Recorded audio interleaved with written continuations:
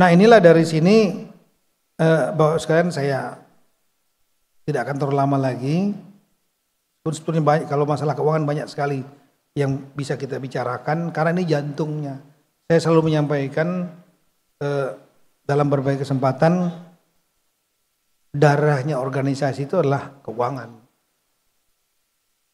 Kalau Pak Akmal Urangawa bilang piti, ya Pak ya, piti Pak ya.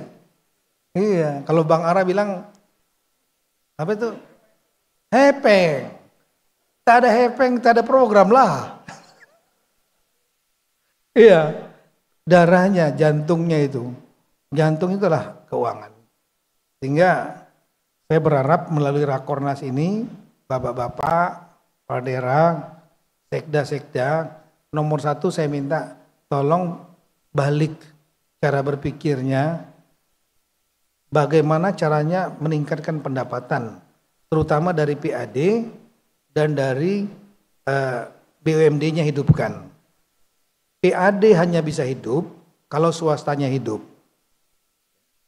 Indonesia menjadi negara G20 bukan karena APBN-nya 3.000 triliun. Itu enggak besar itu. Tapi karena pendapatan domestik brutonya, gross domestic brutonya 1,2 triliun. Lebih kurang 20 ribuan triliun rupiah.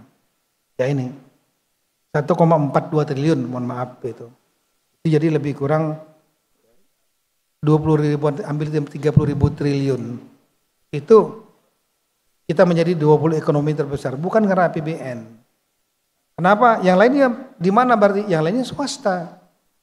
Nah oleh karena itu bangkitkan swastanya, hidupkan, berikan kemudahan perizinan, berikan lahan kepada mereka dan lain-lain kemudahan. Jangan dibalik-balik seperti yang di Maluku. Orang mau bangun minimarket dipalakin dari awal. Udah nyerah duluan, akhirnya ketangkep KPK. Ya. Kemudian izin berusaha harus betul-betul dilaksanakan. Buatlah mall layanan publik yang sudah kita setting menjadi model satu pintu, mudah semua. Kemudian belanja yang ada tolong efektif, efisien. Bapak Presiden sudah nyampaikan dan sudah dikunci. Untuk KL sudah dikunci oleh beliau.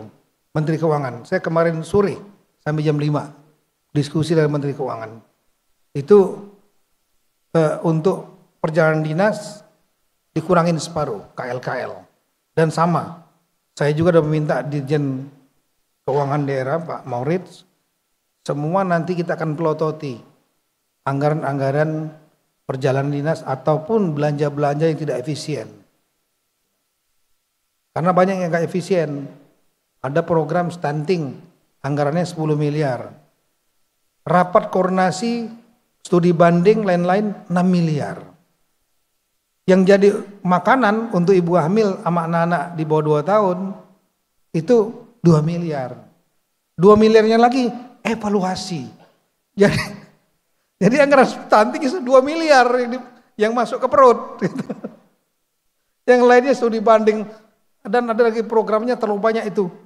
Rapat dalam rangka penguatan. Ini rapat teknis penguatan. Saya bilang kapan kuat-kuatnya ini barang. Nah ini tolong dekat-dekat kepala daerah jangan dibohongin sama Sekda. Sama Bapeda, BPKAD. Ini mainnya di Bapeda sama BPKAD itu. Iya, ya, jujur. Iya. Tolonglah mindset ini berubah. Karena kasihan rakyat. Kita ingin buat perubahan. Kalau pendapatannya banyak, melebihi belanjanya efisien, sehingga lebih banyak deliver kegiatan masyarakat, maka daerah akan bangkit, bangun. Itulah sebetulnya esensi daripada otonomi daerah. Bukan cuma memekar-mekarkan bagi duit, bukan, supaya mandiri. Dan setelah itu, kalau ini bisa terjadi, setiap daerah bergerak, maka pertumbuhan ekonomi daerah akan bergerak sama kita nangani inflasi. Per daerah kita lihat. Pertumbuhan ekonominya bergerak, itulah angka pertumbuhan ekonomi nasional, itulah agregat dari angka pertumbuhan ekonomi daerah. Nah Bapak Presiden mentarget 8%, sebetulnya sangat bisa di samping program-program lain, kalau semua daerah bergerak untuk menaikkan pertumbuhan ekonomi daerahnya masing-masing.